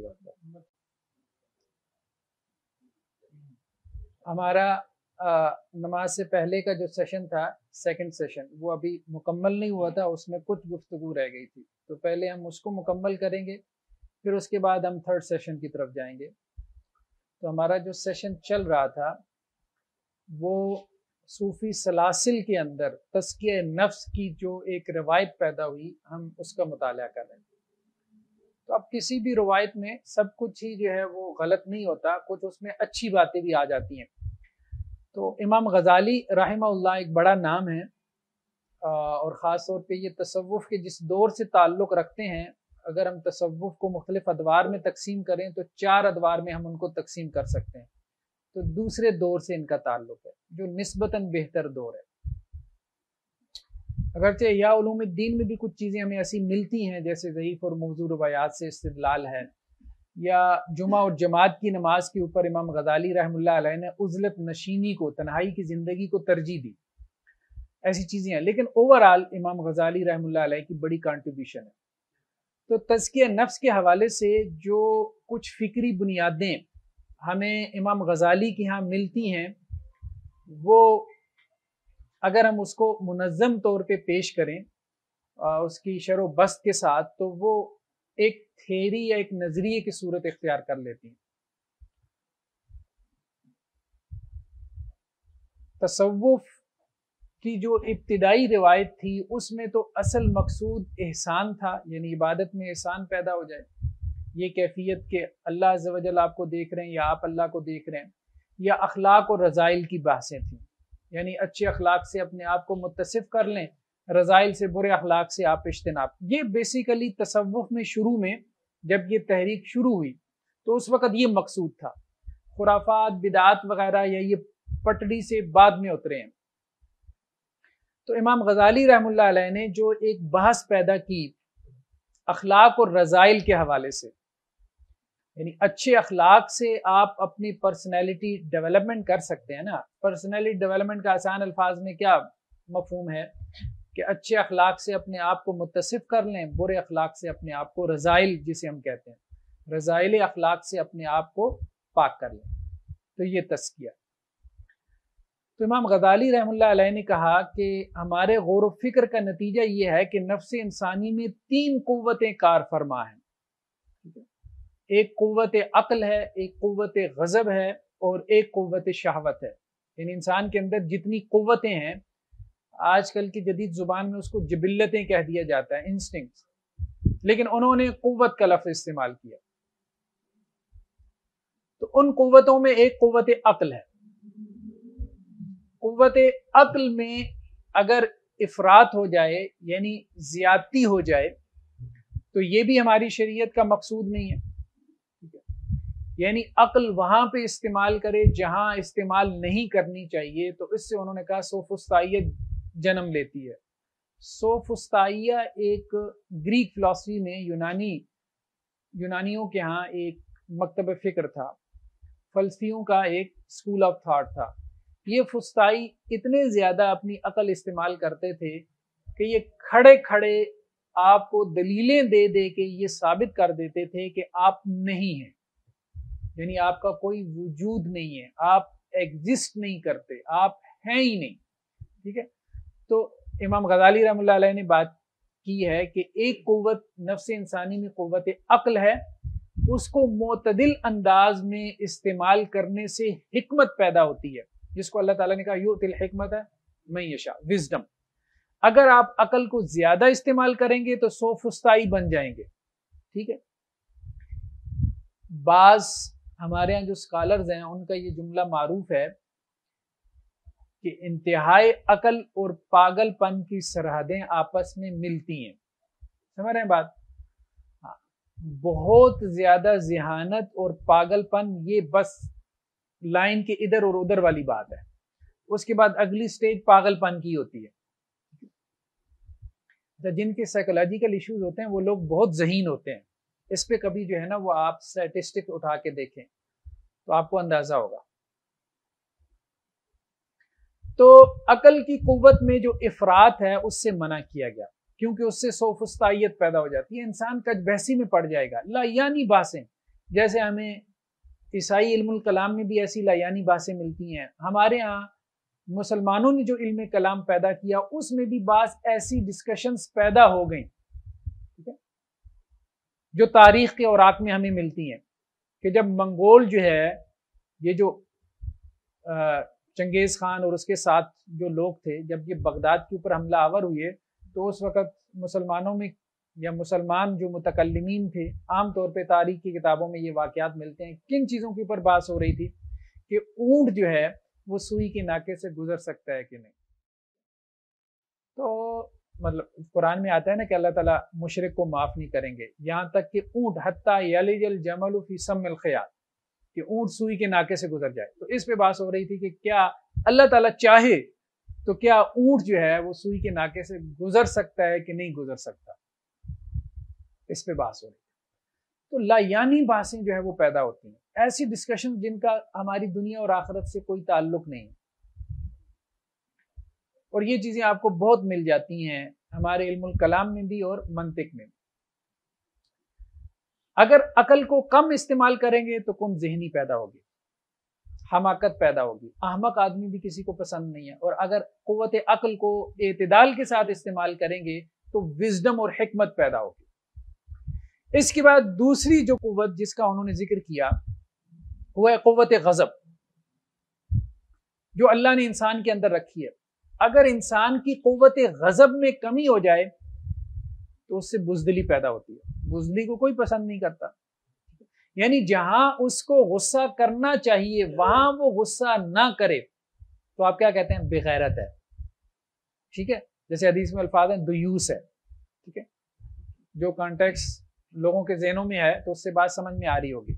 تو قوت غضب کو بالکل ختم کر دینا، مار دینا، اس میں جو تفرید ہے وہ ایک انتہا ہے جو شریعت میں پسندیدہ نہیں. اور قوت غضب میں جب افراط ہو جائے تو ظلم پیدا ہوگا، ٹھیک ہے، رعونت پیدا ہوگی. لیکن قوت غضب کے اندر جب اعتدال ہو تو اس سے شجاعت پیدا ہوتی ہے. تو امام غزالی نے کہا کہ 3 قوتیں ہیں ہمارے نفس میں، اگر ہم ان قوتوں کو معتدل کرنے میں کامیاب ہو جائیں، ان قوتوں کی افراط و تفرید ایکسٹریم سے بچ جائیں تو ہمارے نفس میں اخلاق حسنہ پیدا ہو سکتے ہیں اور ہم رذائل سے بچ سکتے ہیں. تو یہ قوت غضب دوسری. تیسری انہوں نے کہا قوت شہوت، جو اللہ نے ہر انسان کے اندر رکھ دی ہے. اگر قوت شہوت میں کمی ہوگی تو انسان کیا ہے؟ نامرد ہے. ٹھیک ہے، سستی پیدا ہوگی اس کے اندر. افسوس انسان کسی کو بھی پسند نہیں ہے، لیزی. اور اگر قوت شہوت میں انسان کے افراط پیدا ہو، زیادتی ہو جائے تو لالچ اور ہوس پیدا ہوگی. اور لالچی انسان بھی کسی کو پسند نہیں ہے. اگر قوت شہوت میں اعتدال ہوگا تو پھر اس سے عفت پیدا ہوگی، پاکیزگی پیدا ہوگی، پاک دامنی پیدا ہوگی. تو امام غزالی رحم اللہ علیہ کی بات کا خلاصہ یہ ہے، ہم اپنے الفاظ میں اس کو بیان کریں تو ہمارے نفس میں کچھ جنریٹر ہیں. جیسے یہ بجلی ہے نا، یہ بجلی کہیں سے جنریٹ ہو رہی ہے نا، کہیں سے آ رہی ہے. تو ہمارے نفس میں کچھ جنریٹر لگی ہوئی ہیں جو اخلاق پیدا کرتے ہیں. ٹھیک ہے، وہ جنریٹرز، وہ قوتیں کیا ہیں؟ وہ قوت عقل ہے، قوت غضب ہے اور قوت شہوت ہے. یہ 3 ہیں. تو اگر ہم ان کو اعتدال میں لے آئیں تو ہم اخلاق حسنہ پیدا کر سکتے ہیں. اور اگر ہم ان قوتوں کو اعتدال میں رکھنے کی محنت نہیں کریں گے، کاوش نہیں کریں گے تو یہ افراط و تفرید کا شکار ہو جائیں گی. جب یہ قوت افراط و تفرید کا شکار ہوں گی تو آپ کے نفس میں رذائل پیدا ہوں گے، رذائل نفس پیدا ہوں گے.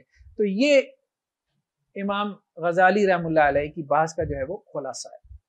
تو یہ ایک ایسی ڈسکشن ہے، ہم نے کہا تھا تصوف میں کہ مطلب جس کو کنسیڈر کرنا چاہیے. اس سے نفس کی اصلاح میں مطلب بہت ساری چیزوں میں مدد لی جا سکتی ہے. نیکسٹ کیا ہے؟ ابھی ہم نے دیکھا کہ تصوف کے ادارے میں جو مختلف ٹولز ہیں، ہم ابھی جو بات کر رہے ہیں نا، یہ مروجہ تصوف کی بات کر رہے ہیں. ٹھیک ہے، مروجہ تصوف کی بات کر رہے ہیں. مروجہ تصوف سے مراد یہ ہے کہ جو کہ رائج تصوف ہے. ٹھیک ہے، رائج تصوف مطلب جو ہمیں نظر آ رہا ہے. ایک تصوف وہ ہے جو ہم نے کہا کہ شروع سے چلا آ رہا ہے، لیکن اس وقت تصوف کی اصطلاح نہیں ہوتی تھی. اس وقت اصطلاح ہوتی تھی زہد اور احسان کی. ہمارے ہاں بڑے بڑے ائمہ نے، محدثین نے کتابیں لکھی زہد اور احسان کے نام سے. جیسا کتاب الزہد ہے امام احمد بن حنبل کی، کتاب الزہد ہے ٹھیک ہے امام عبداللہ بن مبارک کی، اور اسی طرح اور بڑے بڑے محدثین نے اس نام سے جو ہے وہ کتابیں لکھی ہیں. تو زہد اور احسان کا تصور شروع میں تھا، شروع اسلام میں، ٹھیک ہے، یا اوائل اسلام کے اندر، کہ دنیا سے بے رغبتی اختیار کرنا اور عبادت کے اندر اپنا دل لگانا. یہی چیز بعد میں بڑھتے بڑھتے جو ہے جب دوسرا دور آیا تو تصوف کی اصطلاح وضع ہو گئی، اور پھر بعد میں تیسرے دور میں آ کے تصوف جو ہے وہ یعنی فکری تصوف شروع ہو گیا. وحدت الوجود کی باتیں آ گئیں، پھر اس کے بعد وحدت الشہود کی باتیں آ گئیں، پھر چوتھے دور میں تو آ کے پیری مریدی اور درباری، یہ گدی نشینی، یہ سب جو ہے وہ شروع ہو گیا. لیکن یہ سب شروع سے نہیں چلا آ رہا، تصوف کی تاریخ میں بھی یہ سب شروع سے نہیں چلا آ رہا. تو کہنے کا مقصد یہ ہے کہ اگر تصوف سے مراد ہم یہ لیں کہ اپنے آپ کو اچھے اخلاق سے متصف کرنا، اپنے اندر اچھے اخلاق پیدا کرنا، اپنے آپ کو برے اخلاق سے بچانے کے لیے محنت کرنا، تکبر سے، حسد سے، ریاکاری سے، ٹھیک ہے، نفاق سے، یہ تو وہ چیز ہے جس سے کوئی بھی اختلاف نہیں کرے گا. اگر تصوف سے مراد اپنی عبادت میں احسان کی کیفیت پیدا کرنا تو اس سے کسی کو بھی اختلاف نہیں ہے. یہی وہ چیز ہے جس کے لیے آج کل ایک اصطلاح استعمال کی جاتی ہے تزکیہ نفس کی، اصلاح نفس کی. تو قرآن مجید کی بیسیکلی اصطلاح تزکیہ نفس کی ہے. تزکیہ نفس یہی چیز ہے، پرسنالٹی ڈیولپمنٹ یہی چیز ہے کہ اپنے آپ کو اخلاق سے، اچھے اخلاق سے متصف کرنا، اپنے آپ کو برے اخلاق سے پاک کرنا، اور اپنی عبادت میں احسان کی کیفیت پیدا کرنا. یہ بیسیکلی ہے زہد و احسان. یہ وہ تزکیہ نفس کا کانسیپٹ ہے جو ہمیں کتاب و سنت سے ملتا ہے. یہ وہ تزکیہ نفس کا تصور ہے جس کے بارے میں قرآن مجید میں 4 مقامات پہ یہ بات کہی کہ اللہ کے رسول صلی اللہ علیہ وسلم کا فریضہ کیا ہے، وَيُزَكِّيهِمْ، کہ آپ صلی اللہ علیہ وسلم صحابہ کرام کا تزکیہ کرتے ہیں. یہ وہ تزکیہ تھا. اچھے اخلاق ان میں پیدا کرتے ہیں، برے اخلاق سے ان کو بچاتے ہیں، اور کوشش کرتے ہیں کہ ان میں عبادت میں احسان کی کیفیت پیدا ہو جائے. لیکن اگر تصوف سے مراد دھمالیں ڈالنا ہے، رقص و سرود کی محفلیں سجانا ہے، قوالیاں سننا ہے، ذکر جہری ہے، پاس انفاس ہے، وہ سانس سے بھی ذکر کرتے ہیں، آپ نے کبھی سنا ہو، ٹھیک ہے، وجد کی کیفیات کا طاری ہونا ہے، مرغ بسمل کی طرح جو ہے وہ تڑپنا ہے، مراقبے کرنا ہے 4 گھنٹے، ٹھیک ہے، یا عالم برزخ اور عالم امر اور عالم مثال کی سیریں کرنا ہے، اور ان عالموں کے مشاہدات کو دیکھنا اور پھر لوگوں کو بیان کرنا ہے، یا کشف قبور ہے. تو یہ سب خرافات اور بدعات ہیں، ان کا دین سے کوئی تعلق نہیں ہے. ایسے تصوف کے بارے میں تو ایک مسلمان کی یہی خواہش ہونی چاہیے کہ اس کو ختم ہو جانا چاہیے. ہاں، اگر تصوف سے آپ کی مراد یہ ہے کہ بھائی عبادت میں احسان پیدا ہو جائے، پھر بھائی اصطلاحات میں کوئی جھگڑا نہیں ہے. لا مشاقۃ فی الاصطلاح، اصطلاحات کے معاملے میں ہم کنجوس نہیں ہیں. چلیں، آپ تصوف کی اصطلاح استعمال کرنا چاہتے ہیں کر لیں. اگر آپ کی مراد یہ ہے کہ اچھے اخلاق پیدا ہو جائیں، برے اخلاق سے بچ جائیں، عبادت میں احسان پیدا ہو جائے، تو کوئی نہیں، اس میں کسی کا بھی اختلاف نہیں. لیکن یہ جو پوری پیری مریدی کا ایک سلسلہ ہے، یہ جو گدی نشینی کا ایک سلسلہ ہے، اور اس میں جو یہ چیزیں ہم نے دیکھ لی ہیں، لطائف ستہ ہیں، مراقبہ ہے، تصور شیخ ہے، ٹھیک ہے، یہ پاس انفاس ہے، جہری ذکر ہے، قوالی ہے، وجد و سما ہے، یہ ساری وہ چیزیں ہیں جو ہمیں کتاب و سنت سے نہیں ملتی، صحابہ سے نہیں ملتی، ائمہ دین سے نہیں ملتی. آپ فقہا میں سے کسی فقیہ سے نہیں دکھا سکتے. مطلب ہم یہ بات کرنا تو دور کی بات، سوچ بھی نہیں کر سکتے کہ اللہ کے رسول صلی اللہ علیہ وسلم اور صحابہ کرام قوالی سن کے جو ہے وہ دھمال ڈالتے ہوں گے. مطلب یہ بندہ سوچ بھی نہیں سکتا. اگر کوئی بات بھی کرے گا تو اگلا جو ہے وہ اس کے اوپر وہ فتویٰ لگا دے گا، ٹھیک ہے. لیکن یہ ہے کہ یہ سب چیزیں جو ہے وہ اب دین کے نام پہ رائج ہیں، دین کے نام پہ رائج ہیں. نہ صرف دین کے نام پہ رائج ہیں بلکہ یہ بتایا جاتا ہے کہ ان چیزوں کے ذریعے سے آپ اللہ کا تقرب حاصل کر سکتے ہیں. اللہ کا تقرب حاصل کرنے کے یہ طریقے نہیں ہیں، نفس کی اصلاح کے یہ طریقے نہیں ہیں.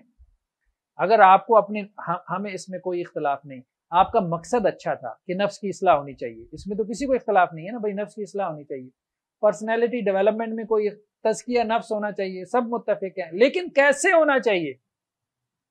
جیسے اللہ کے رسول صلی اللہ علیہ وسلم نے کیا، جیسے صحابہ کرام کا ہوا، جیسے کتاب و سنت میں آ گیا. تو آپ نے جو طریقہ کار اختیار کیا نفس کی اصلاح کا، وہ آپ کا اپنا من گھڑت طریقہ تھا، وہ نہیں تھا جو کتاب و سنت نے بتایا.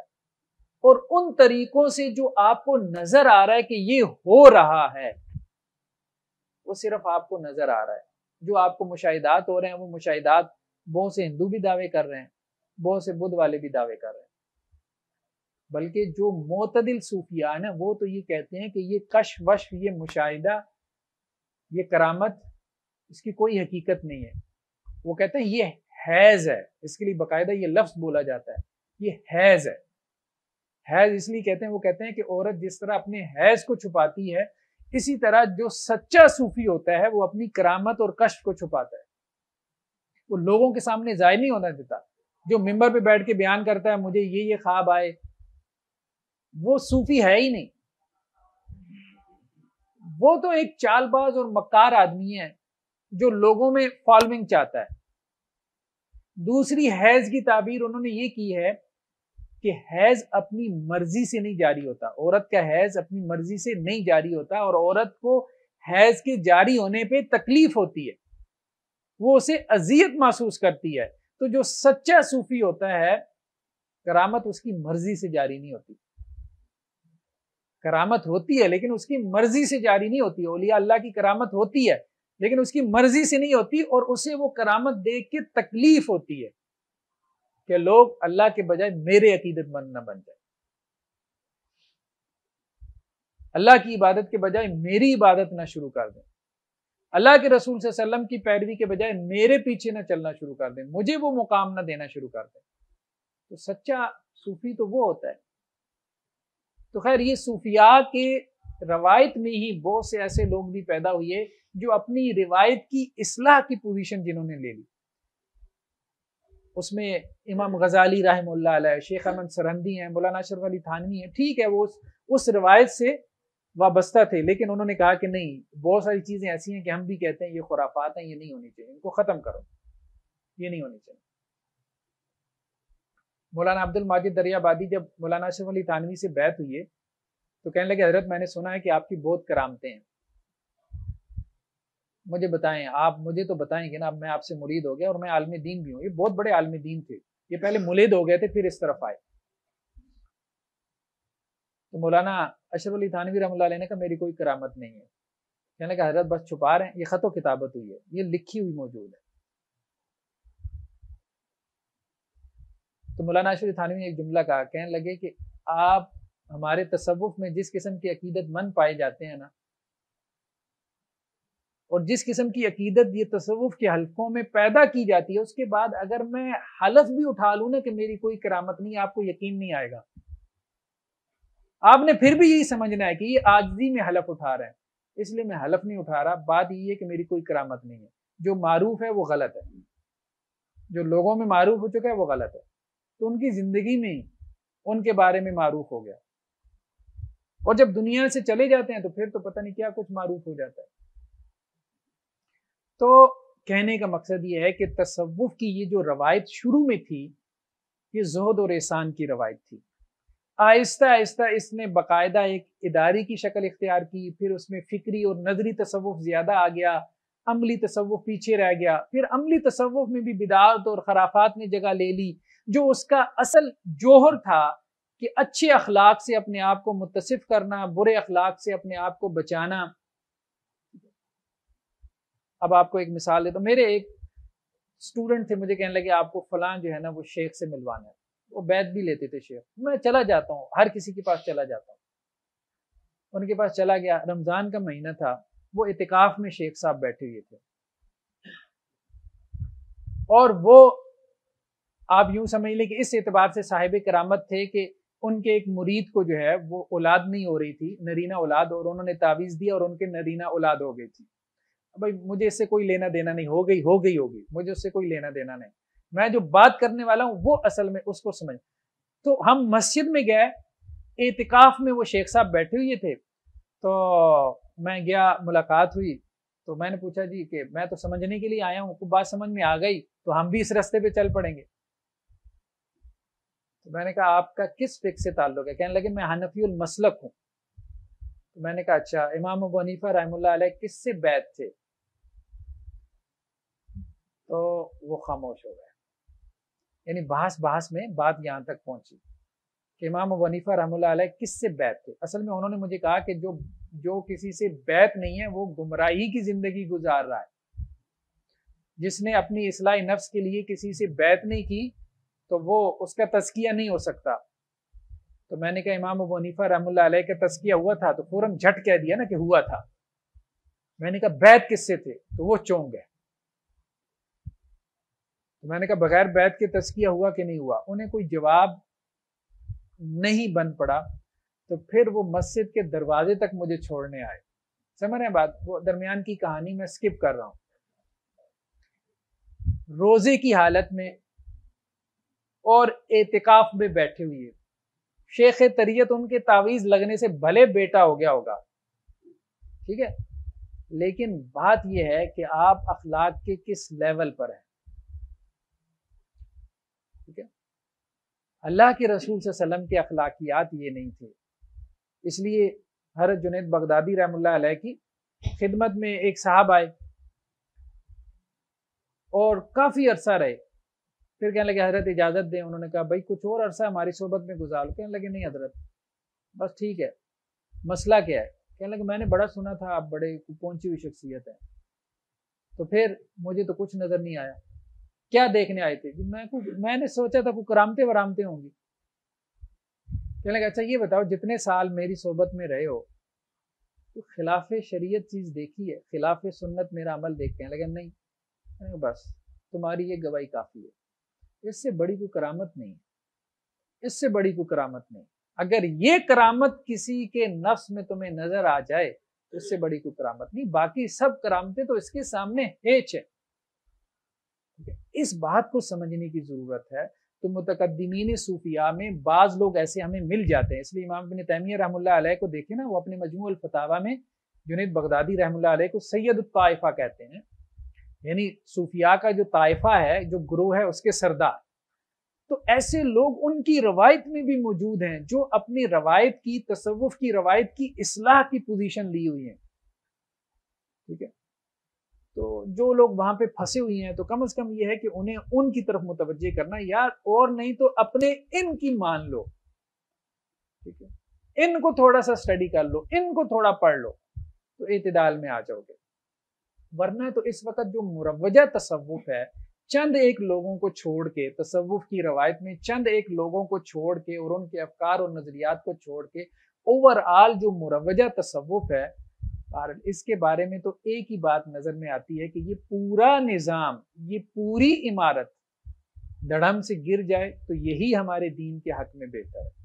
مطلب اس سے کوئی خیر پیدا نہیں ہوا, شر کے دروازے بہت کھلے, اصلاح نفس بہت کم ہوئی ہے, اور نفس کے اندر بگاڑ اور شر بہت زیادہ پیدا ہوا. مطلب اب ایک کٹ ہے نا, جیسے وہ جو بچے کرکٹ کھیلتے ہیں ان کی ایک پوری کٹ ہے نا, تو وہ کٹ پہن لی ہے, سر پہ امامہ ہے, سفید جو ہے وہ کرتا اور شلوار ہے, ہاتھ میں تسبیح ہے, ادھر مسواک لگائی ہوئی ہے, یا ہاتھ میں وہ کاؤنٹر پکڑا ہوا ہے, ٹھیک ہے, یا عصا ہے, اور چادر یا ایک شال ڈالی ہوئی ہے کندھوں پہ. ایک پوری کٹ ہے, داڑھی چھوڑی ہوئی ہے. اب اس کٹ میں لگتا ہے کہ جی حضرت بہت پہنچے ہوئے. اس کا کوئی تعلق جو ہے اس سے نہیں ہے کہ اس کا اللہ کے ہاں کتنا مقام اور مرتبہ ہے. اللہ کے ہاں جو مقام اور مرتبہ ہے وہ تو قیامت والے دن کھلے گا نا. ٹھیک ہے. وَإِذَا الصُّحُفُ نُشِرَتْ, وہ تو اللہ کے ہاں معلوم ہوگا. ہو سکتا ہے کہ وہ مرید زیادہ سچا ہو اپنی پیر سے, اور قیامت والے دن وہ اس سے آگے کھڑا ہو. ٹھیک ہے. کیونکہ وہ تو مخلص تھا نا, اور پیر معلوم نہیں وہ کہاں پہنچا ہوا تھا. آج کل کی جو صورتحال ہے وہ سب کے سامنے. تو کہنے کا مقصد یہ ہے کہ اس وقت یہ جو مروجہ تصوف ہے, یا جو ادارہ جاتی تصوف ہے, اس سے کوئی امید رکھنا کہ یہ تزکیہ نفس کا کوئی پروگرام دیں گے یا اصلاح نفس کر پائیں گے, تو وہ ہمیں خود ان کی نظر نہیں آتی, خود ان کی اصلاح نظر نہیں آتی, تو آپ کیا ان کے پیچھے چلیں گے؟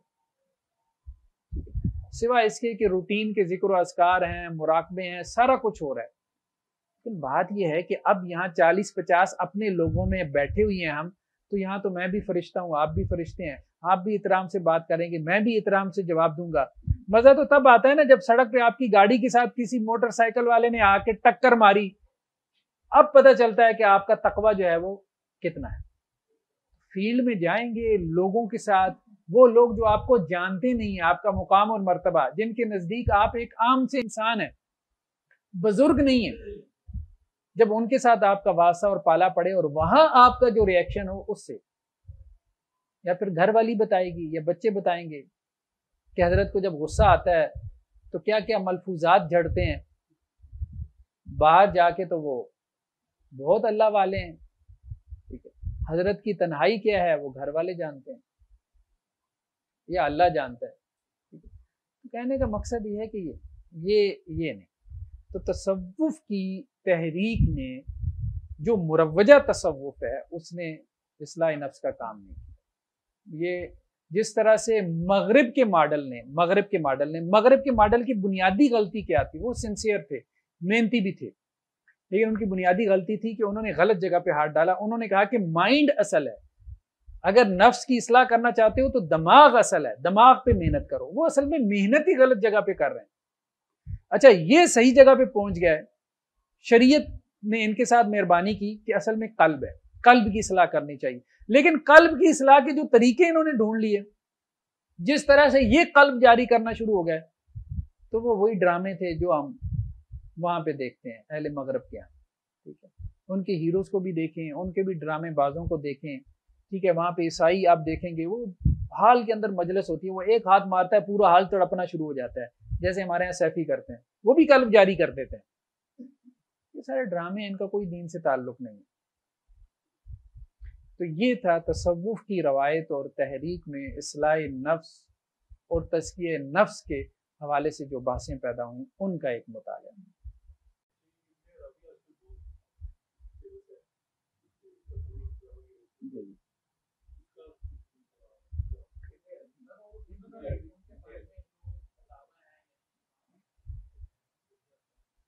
دیکھیں ابن عربی کی جو شخصیت ہے نا، یا ابن العربی کی شخصیت، وہ تاریخ میں بہت زیادہ متنازع رہی ہے. ٹھیک ہے، ہمارے ہاں ایک بڑی تعداد مختلف سکول آف تھاٹ کے علماء کے، حنفی، شافی، مالکی، حنبلی، ایون کہ صوفیاء میں ایک جماعت پیدا ہو گئی جنہوں نے ان پہ فتوے لگائے. بعض ان کی طرف سے صفائیاں بھی دیتے رہے، ان کی طرف سے تعویلیں بھی کرتے رہے. اچھا، جن لوگوں نے ان کی طرف سے صفائیاں دی نا، وہ بھی یہ کہتے ہیں، انہوں نے بھی یہ سٹانس لیا کہ یہ عبارتیں ان کی کتاب میں کسی نے گھسا دی، یعنی یہودیوں نے سازش کی ان کی کتابوں میں. جیسے شہاب الدین قسطلانی نے یہ بات کہی. ٹھیک ہے، یہ بھی بڑے صوفی تھے، شافعی المسلک تھے. انہوں نے کہا کہ ان کی کتابوں میں یہودیوں نے عبارتیں گھسیڑ دیں، مطلب وہ بھی ان کی عبارتوں پہ راضی نہیں تھے. ٹھیک ہے، تو پھر بعض نے یہ بات کہی ہے کہ جی ان کی یہ عبارتیں جو ہے نا، ان کے ظاہر پہ باقی نہیں رکھی جائیں گی، اس کی ہم تعویل کریں گے. تو مطلب وہ عبارتیں ایسی ہیں کہ جو ان کی حمایت میں بھی بولے، انہوں نے بھی ان عبارتوں کو اون نہیں کیا. یا تو یہ کہا کہ جی یہ ان کی عبارتوں میں کسی نے ادخال کر دیا، ایڈیشن کر دیا، الحاق کر دیا، یا پھر یہ بات کہی کہ ان کی عبارتوں کی ہم تعویل کریں گے، ان کی مراد کچھ اور ہے، بظاہر کچھ اور سمجھ میں آ رہا ہے. تو جو سمجھ میں آ رہا ہے وہ تو کفر ہے، وہ تو کفر ہے. ٹھیک ہے، لیکن ہم اس کی تعویل کریں گے ایسی تعویل کی جس سے وہ کفر نہ رہے.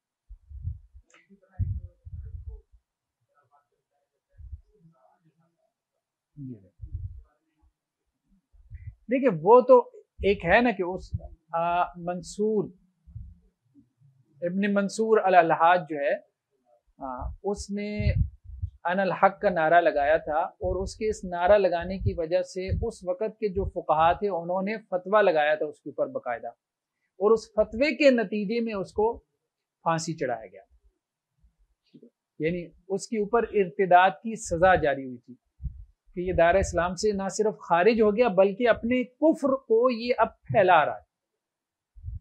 تو اس کی سزا کے طور پہ اس وقت کے علماء نے ایک متفقہ فتویٰ جاری کیا تھا. اچھا، جنید بغدادی رحمۃ اللہ علیہ بہت تنقید کرتے ہیں الحلاج پہ، بہت تنقید کرتے ہیں، تو کہتے ہیں یہ بالکل غلط کہہ رہا ہے، یہ ہمارا مشرب ہے ہی نہیں جو یہ بیان کر رہا ہے. بعد میں آنے والوں میں پھر کچھ لوگ ایسے پیدا ہو گئے جنہوں نے اس کی حمایت کرنا شروع کر دی، اس سینس میں کہ وہ یہ کہتے تھے کہ اسے پبلک میں یہ بات نہیں کرنی چاہیے تھی، باقی وہ بات ٹھیک کر رہا تھا، پبلک میں نہیں کرنی چاہیے کیونکہ عام لوگوں کے فہم کی وہ بات نہیں تھی. حالانکہ یہ بات بھی غلط ہے. اللہ کی دین یا اللہ کی جو بتائی ہوئی توحید ہے وہ اتنی پوشیدہ نہیں. چلیں جی نیکسٹ سیشن کا آغاز کریں. اس کو کہتے ہیں استغراق. ٹھیک ہے، استغراق یہ ہے کہ عبادت میں انسان اتنا غرق ہو جائے کہ اللہ کے سوا کسی کا دھیان باقی نہ رہے. تو اس پہ ایک ڈبیٹ پیدا ہوئی، ڈسکشن پیدا ہوئی کہ عبادت میں استغراق مطلوب ہے کہ نہیں، یہ کیفیت عبادت میں مطلوب ہے کہ نہیں ہے کہ ما سوا اللہ کے جو کچھ ہے وہ سب محو ہو جائے. تو اس میں بعض علماء کا کہنا یہ ہے کہ نہیں، استغراق عبادت میں مطلوب نہیں ہے، اور ان کی دلیل یہ ہے کہ اللہ کے رسول صلی اللہ علیہ وسلم جو ہے جب نماز کے لیے کھڑے ہوتے تھے، اور آپ صلی اللہ علیہ وسلم نے خود یہ بیان کیا ہے کہ پیچھے سے کسی بچے کے رونے کی آواز آتی ہے تو میں اس کی وجہ سے نماز کو مختصر کر دیتا ہوں تاکہ اس کی ماں بے چین نہ رہے. تو گویا اللہ کے رسول صلی اللہ علیہ وسلم نماز میں بچے کی آواز سن رہے. دیکھیں ایک ہے یوگا اور ایک ہے مراقبے سے مراد اگر سادہ سی یہ کیفیت ہے نا، جیسے آلتی پالتی مار کے بیٹھ گیا، گوٹھ مار کے بیٹھ گیا، ٹھیک ہے آنکھیں بند کر لی، جیسے یہاں بیٹھے بیٹھے میں نے آنکھیں بند کر لی، اگر یہ مراقبہ ہے اور آپ جسٹ اس لیے کر رہے ہیں ایکسرسائز کے طور پہ اپنے آپ کو یکسو کرنے کے لیے، اپنی کنسنٹریشن بڑھانے کے لیے، اپنا فوکس بڑھانے کے لیے، ٹھیک ہے، اس میں کوئی حرج نہیں ہے۔ لیکن یوگا جو ہے نا یہ باقاعدہ ایک مذہبی عبادت ہے، ٹھیک ہے، ایک خاص انداز میں جب آپ بیٹھتے ہیں نا، جو ان کے انداز ان کے مذہب نے ان کو سکھائے ہیں، جیسے اب آپ دیکھیں نا سجدہ جو ہے نا ایک خاص کیفیت ہے، ٹھیک ہے، ہم اگر نماز نہ بھی پڑھ رہے ہوں اور اس طرح ہو جائیں تو پھر بھی ہم اس کو سجدہ ہی کہتے ہیں، اور وہ عبادت ہے، یا سجدہ شکر کہلاتا ہے، یا پھر سجدہ صاحب کہلائے گا، یا کوئی نہ کوئی اس کا نام ہوگا، ٹھیک ہے۔ تو وہ جو مذہبی شاعر ہوتے ہیں نا اس کے لیے کسی پوری نماز کی ضرورت نہیں ہوتی، وہ ایک کیفیت بھی کافی ہوتی ہے، تو ان کیفیات سے بچنا چاہیے۔ جو دوسرے مذاہب کی جو کیفیات ہیں، یوگا ہے یا جو بھی ہیں بہرحال، ان سے بچنا چاہیے، کیونکہ وہ ان کے ہاں بطور عبادت کے معروف ہیں۔